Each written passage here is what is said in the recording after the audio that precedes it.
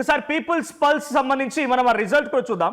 RTV screen పై చూస్తున్నారు. Chanakya strategies whole chain PCR తమిళనాడులో DMK మరోసారి అక్కడ అధికారులకు వచ్చే అవకాశం ఉందనేది చాణక్య స్ట్రాటజీస్ చెప్తున్నమాట. బయట తమిళనాడులో 84.69% పోలింగ్ పర్సెంటేజ్ నమోదైంది. కేరళలో 78.23, అస్సాంలో 85.38, పుదుచ్చేరిలో 91.23, బెంగాల్లో 2 ఫేజెస్ కలిపి 92.59 అన్నట్టుగా నమోదైంది. సో పోలింగ్ పర్సెంటేజ్ కూడా అద్భుతంగా నమోదైంది. గతంతో పోలిస్తే పోలింగ్ పర్సెంటేజ్ పెరిగింది. సో ఒకసారి పోలింగ్ పర్సెంటేజ్ గురించి సచిన్ ఇందాక చెప్పినట్టుగా ఐ కంటిన్యూ విత్ దాట్.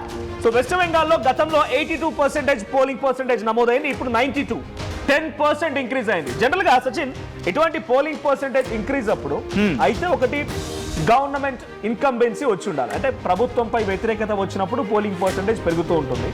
లేదు, ఇక్కడ ఇంకో ఫ్యాక్టర్ కూడా గవర్నమెంట్ ఇచ్చే పథకాలు అద్భుతంగా ఉన్నప్పుడు ప్రతిపక్షాలు వచ్చి గవర్నమెంట్ అగేన్స్ట్ గా ఏదో ప్రయత్నం చేయాలనుకున్నా, ఎమోషనల్ గా కొన్ని ఫార్వర్డ్ చేయాలనుకున్నా కూడా పోలింగ్ పర్సెంటేజ్ పెరగడానికి అవకాశం ఉంటుంది. As vice versa positive and negative రెండు ఉంటాయి.